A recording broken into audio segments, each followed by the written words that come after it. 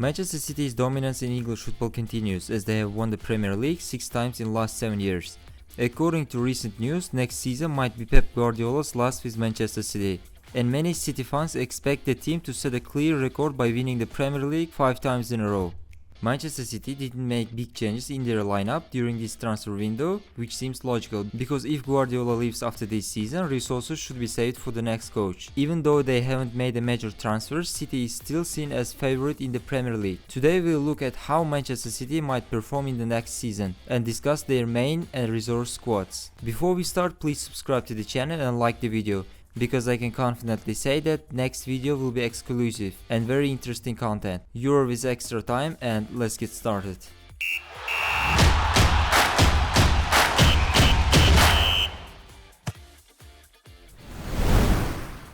Which positions need to be upgraded?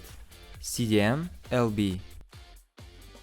Manchester City has universal and quality players in almost every position. For example, John Stones has played as a defensive midfielder in recent years, moving from central defense, or Guardiola, who can play as a center defender, besides being a left back. In City's squad, several players can fit into one position, so Guardiola shouldn't have problems with the lineup. Even some of the reserve players can change the game completely. To maintain a stable performance throughout the season, City needs the players for both fullback positions. Guardiola is showing a stable game on the left side, but if he gets injured, there is no suitable replacement in City's lineup. We didn't consider Joao Cancelo because it's highly likely that Joao will leave the team this summer. The most important position that needs to be upgraded is defensive midfielder, because Rodri mentioned that playing 70 games in a season is difficult for him, and his injury in Euro final confirmed these words. He's irreplaceable, and without Rodri, City's games changed completely. Kovacic usually plays next to Rodri, but the defensive midfield isn't a comfortable position for Matteo either. If Kovacic or Rodri gets injured, Guardiola has only one choice, and it's John Stones. But he's not a true defensive midfielder, being a player integrated into a defensive midfield from central defense. Arrivals and who should come: Savio, Guimaraes, Frimpong and Gundogan. City representatives have made only 2 transfers this season: a 20 years old left winger Savio and İlkay Gundogan, who left the team last summer as a free agent. City bought Savio from the French club Troyes for 25 million euros. In 2023 he joined Girona on loan, and after a phenomenal season his market value on Transfermarkt increased from 5 millions to 50 millions. For the information, both Girona and Troyes belong to the City Football Group, which also owns Manchester City. Under Pep Guardiola, Savio will have to compete with Doku and Grealish for a spot in the main squad. After City's first game in the Premier League, I can say that Savio is a very quality player. Even if he can't play under Pep, City can sell him for a good amount. İlkay Gundogan's transfer was quite unexpected, because he'd been denying rumors about leaving Barcelona. To help Barca, he decided to return to City, giving up his remaining 2 years of his salary. This is a very good transfer for Guardiola because Gundogan was also Pep's first transfer when he arrived at City, and Gundogan can still perform well for 2 more years. Additionally, he played as a defensive midfielder during his first part of the season at Barcelona, which is a big plus for Pep. Now let's talk about the players who can make City even more better.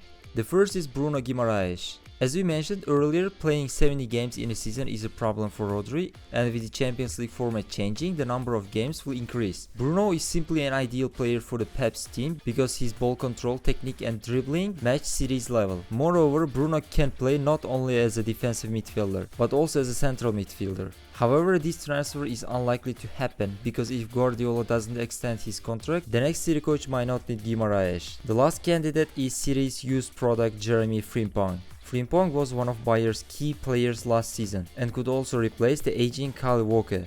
Frimpong can also play on the left side of the defense, and his strong speed and vision would suit Guardiola's City.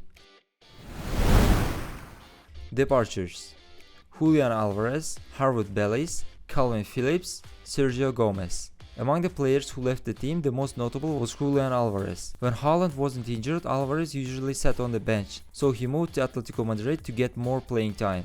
We can't say that this is a big loss for City, because even if Haaland gets injured, Guardiola knows how to play without strikers. Harwood Bellis and Sergio Gomez were simply not needed by City, so they left because they couldn't compete with the main squad players. Calvin Phillips just wasn't needed by Guardiola. Also, there are not enough defensive midfielders. Pep preferred John Stones over Phillips. After an unsuccessful loan at West Ham, Phillips was loaned to Ipswich, and we hope he can return to his old level. Lineup for the next season. We can say that Manchester City's squad is simply ideal, because the arrival of Gundogan has further increased the options in the midfield. City is expected to use 3-2-4-1 or 4-2-3-1 formations next season. Both have their pros and cons. Let's start with 4-2-3-1. In this formation, the attack and defense are balanced, with the wingers focusing more on attacking. When City attacks, Gundogan also moves forward, leaving Rodri alone in the defensive midfielder. The 3-2-4-1 formation focuses more on midfield and attack, because Gundogan plays further forward, leaving Rodri and Stones alone in the defensive midfielder. Pep Guardiola can show a stable game in both formations, and he has enough quality players for these positions. Even during the game, Manchester City can use both formations with some substitutes. And with such a set of players, Manchester City could be a contender for the treble this year. In the Champions League, I currently see only Real Madrid as a City's competitor. Which formation do you prefer, first or second? Or are you expecting a completely different tactic from the Guardiola? Leave your answer in the comments. Watching Manchester City in the coming season will be very interesting. Even though there haven't been many changes in the squad, the new players and young talents could play an important role for the Manchester City.